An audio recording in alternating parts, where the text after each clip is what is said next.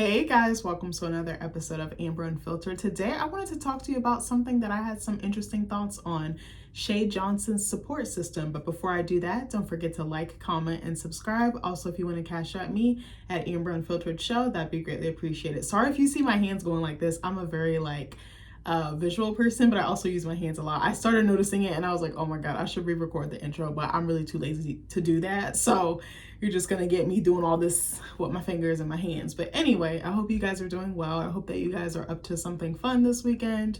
I'm probably gonna post this on Wednesday. For right now, I think I'm just gonna do Wednesdays through Fridays because that tends to work for me. Also, the reason why I chose 5 p.m. instead of 12 p.m. is because usually I'm back home by that time from like school, work, and other things like that. So I was like, okay, at least I can give it the attention it deserves, because I don't want to just post and then just dip out. Like, I want to make sure the videos take off, but also that people are able to interact with them, but I can interact with them as well. But I was watching the newest episode of Love and Hip Hop Miami. I think it was last night. Was it last night? Maybe like early evening, like 4 or 5 o'clock. Yeah, I think it was like 4 o'clock. So maybe like late afternoon before I had a call. I was meeting with one of the girls from the journal because she missed one of our meetings. So I had to catch her up to speed. But anyway, you guys probably don't care about that. So I was watching the latest episode of Love and Hip Hop Miami to just like decompress in between calls and just kind of give myself like a little escape. Again, I told you guys the rest of the season has not made a lick of sense, and it's not really as engaging as the beginning of the season. I feel like the beginning of the season was more explosive, more engaging, and like entertaining, and now it's just sadly gone downhill. So, but let me back up. Let me add to that. Let me also say that I understand that this is someone's livelihood. So sometimes they might do things that are out of character or out of question because they're trying to get that airtime, but also that check. I totally respect that. But at the same time, I'm like, at what cost? Is it going to cost you your soul, your reputation, your family, whatever the case may be. But anyways, I was watching it and I was like, Shay Johnson's support system, I don't want to say it's questionable. I think that people that are around her do genuinely love her and care for her, but I think there's a lack of boundaries, and I think that they tend to overstep. But I think they feel like they have to overstep because Shay does not make the smartest decisions. Like the scene where Mike Nasty, the guy that she's supposedly seeing after her, fresh off her breakup with Fabo, I think that he's not who he says he is. I just have a feeling he says literally the exact perfect and right thing. And I don't want to take that away from him. He might just genuinely be a great guy. He could be. I have no idea. I don't want to bash him too much. But I remember I was watching this scene where he took Shay's mom out to eat. And I felt like that was too soon, in the relationship, especially if they're not even exclusive or official and they've only gone on a few dates. I think that was a bit of a stretch. And then him treating the mom, Shay and her mom to a spa day, I was like, that's going to set a certain precedent or a tone, and you're going to have to keep up with that. And that could get really expensive. Now, if you have the funds to do it and you feel like you genuinely want to do that and that's what's on your heart, then that's great. But as I was watching that scene and I watched Mama D come into the fold, I was like, the people around Shay are very interesting. Even MJ only seems to come around. Okay, I don't want to say he comes around when the cameras are there, because that's wrong. I don't know this man from a can of paint. I don't know Shay from a can of paint. I'm not trying to bash anybody. I just feel like they all turn up and kind of do these really outlandish things, but I'm not going to just point it to them. I think Shay sets that tone herself and she acts out at times. And I think that they just match her, like her energy. And I was like, okay, her mom is overstepping, I don't know if Shay knew that her mom was with this guy, just trying to feel him out. But I was like, her mom felt the need to go have a meal with this man, have dinner with this man, because she didn't trust her daughter's judgment. I was like, that's very telling to me. And I was like, I wonder how they can repair those fractures or those cracks in their relationship. And Shay only seems to run to her mom when things are bad with Fabo, when they're broken up, when they're not on good terms. And then as soon as Fabo is back in the picture, she kicks her mom to the curb. And then she's like popping up on her mom because she needs childcare. And I don't think that that's fair to her mom. But I was also thinking about how relationships can be transactional. Some people just might be in your life to do things or exchange experiences. I totally get that. Even with family, even with spouses, even with romantic relationships, sometimes it could be like that. It just might be like that. It might not be necessarily a bad thing, but I was just like, huh.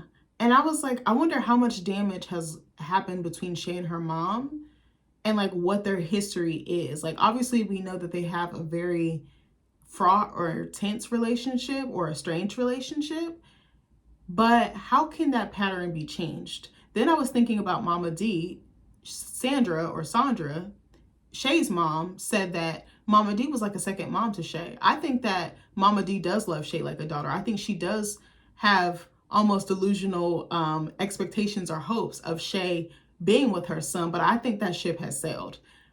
Shay is on the Fabo train. She riding that thing. She's on the Fabo bus. She riding that thing till the wheels fall off, right? But I was just thinking about, okay, she has people in her corner, but the way that she treats them causes them to almost act in these very outlandish ways. But then sometimes, like even the scene where they did the little party celebrating the end of her relationship with Fabo, I thought, even though I said it was funny in my previous review, and like I was tweeting about it, like, damn, that's fucked up. Your own family can't trust your judgment in your choice of men. I kind of felt really bad for her because I was like, it was like they were clowning her and she was like the butt of the joke. But I'm not going to sit here and paint Shay as the victim because she chose a man that has consistently not chosen her or put her first or put their family first. So it's like kind of a double-edged sword. But I was also thinking about her brother MJ. I was like, how come we only see him on camera? Now I know they're probably spending time off camera. The thing is, we don't really know what reality stars are up to off camera. And I think that's where it gets like to be a little bit of a gray area for me. I don't expect to know everything. I know what we see on TV is curated, is produced, it's engineered, right? I feel like reality TV is almost like a social experiment or like a bubble, right? It's a pre-constructed or preconceived like setting and story and production. That's what it is. It's a production. But I was just like, what is the relationship with her dad? Was she a daddy's girl? I think she mentioned she might have been, but her parents were like separated and they remarried sometime later. I'm like, what is her current relationship with her father? We don't see him on the show, but I'm like, he could be private. He could be more low key. That could be totally the case. What about her other brother? He's like a doctor or something like that. I don't remember what his name is, but I'm like, what are the other relationships she has? What about her friends, off camera? What about the girls that she's friends with on the show that she's actually friends with in real life? If that's a thing. Like, I don't know. I was just looking at her support system and I was like, it's a little bit shot, but I think it starts with Shay. Shay has a tendency to discard people when it's convenient for her, or when I feel like she was complaining about her mom running behind men or neglecting her or mistreating her, but then she's almost doing the same thing and creating like, I don't want to say a generational curse, but in a sense, yes, or some type of established pattern where she's running behind a man and she forsakes everyone that's important to her or that she believes or deems is important to her or says is important to her. So it's like kind of conflicting, but I was just watching and I was like, she is so broken that her family and her friends can't love on her and care for her the way that she needs, because she has a tendency to push them away. She has a tendency to cuss them out. She has a tendency to isolate. She has a tendency to dissociate. She has a tendency to remove. She comes in and out almost. Like, I noticed it a lot with her mom.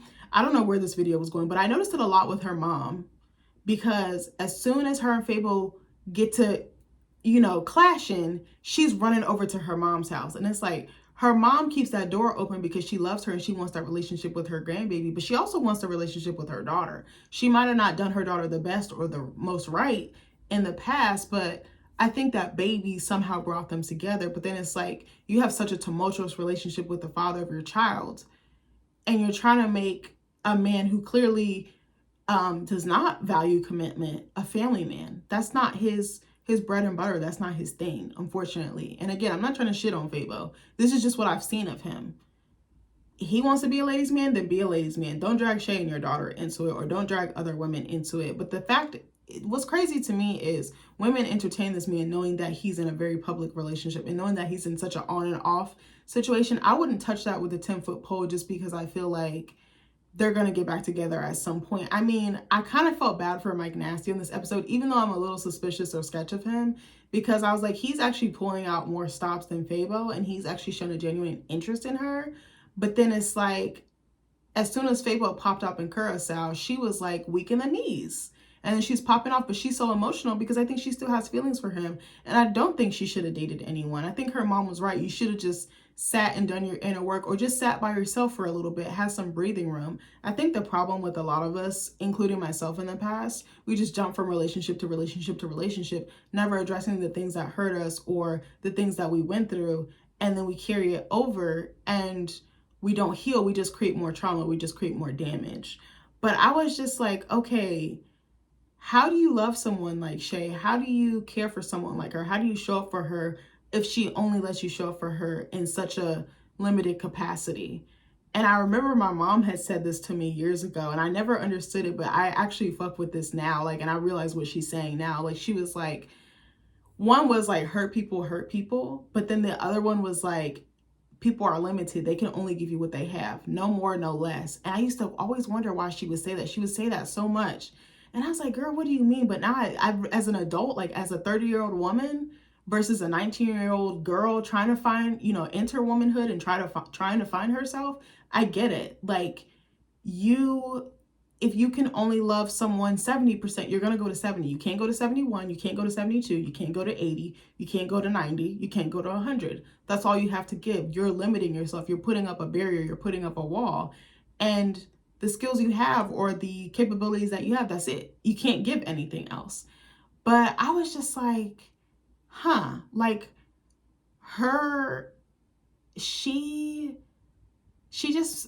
my heart breaks for her because I feel like she deserves better. And I think subconsciously she knows that, but then she keeps running back to this man that literally breaks her heart over and over and over and over again. And what's interesting is she takes up for him.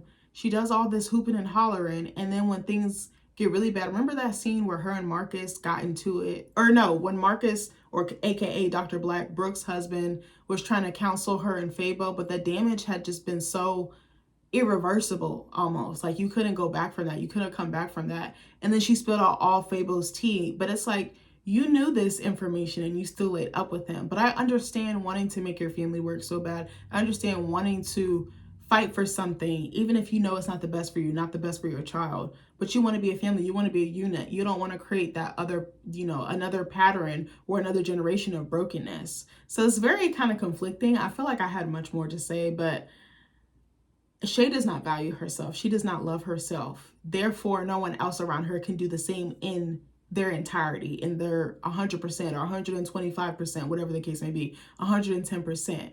But I was just like, how conflicting is it for her support system to try to help and raise and nurture and love and encourage if she barely lets them do that?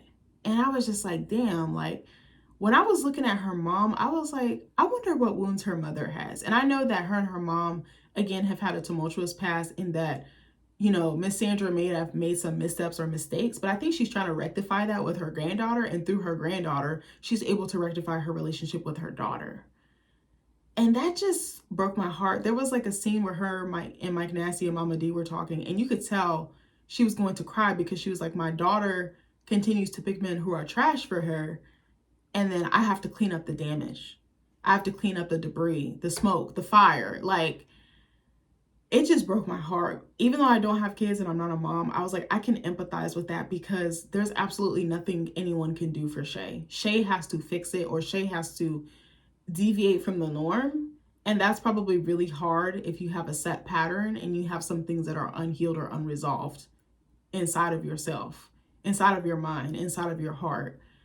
But I was like, damn, like, again, this video wasn't to bash. I was just really thinking about this. At first, I said in the beginning of this video that her support system is shot, but I don't want to say that. I think her support system is fleeting. Like, it's in, out, in, out. Maybe fleeting is the wrong word, but it's not consistent. It's not stable.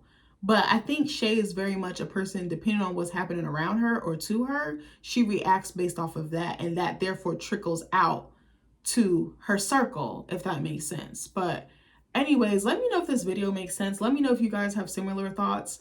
I don't know. I'm starting to see little different, I think I'm starting to see the human side more of some of these people. These people have been in the entertainment industry for decades. Like, some of these people have been on our screens for 1 to 2 to 3 decades. Like, that's a really long time. But I think I'm looking at them more as people and less as objects, or less as entertainers or entertainment. Like, I kind of see the smoke through the trees. And I don't know, some of them I'm just like, they just need a big hug, and I think they need to take a step back. But I was like, the money is probably good. It probably affords them a certain lifestyle. And I feel bad that a lot of like Black entertainers or Black reality TV stars or veterans feel like this is their only shot or this is their only opportunity. But I know that Black Hollywood is different from, white Hollywood or standard Hollywood. But like, I don't know. Some of them I'm like, they don't need to be on our screens. They need to be on a therapist's couch. And I definitely think that Shay is one of them. Again, not trying to bash her. I absolutely love her. I think she's TV gold. I think she's very entertaining. But it makes me sad when I see her so broken and things have not changed. And I wish I could just give her a big hug. I wish I could just like take her out for drinks and tell her like, you are worthy, you are valuable, you are loved, you are lovable, you know. I don't know. I just had some thoughts about that. But anyways, I hope you guys like this video. Hopefully this wasn't too heavy. I love you guys, and I'll see you in the next video. Bye.